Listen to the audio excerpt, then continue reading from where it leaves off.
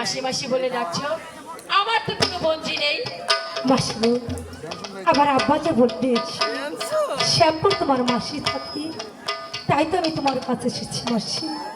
আমাকে একটু আশ্রয় দাও মাসি। তুমি যখন আমাকে ধর্মের মাসি বলেছো, ঠিক আছে, আমি যে তোমাকে রাখবো, আমি তোমাকে কি খেতে দেব?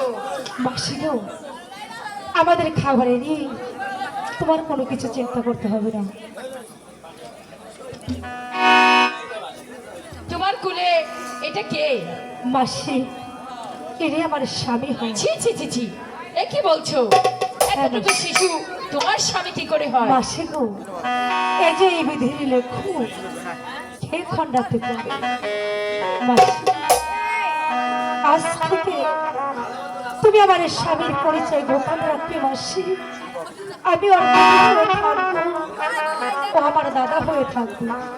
ওর পরিচয় যদি মানুষ জানতে পারে, তাহলে তোমাকে মানুষ খারাপ বলবে।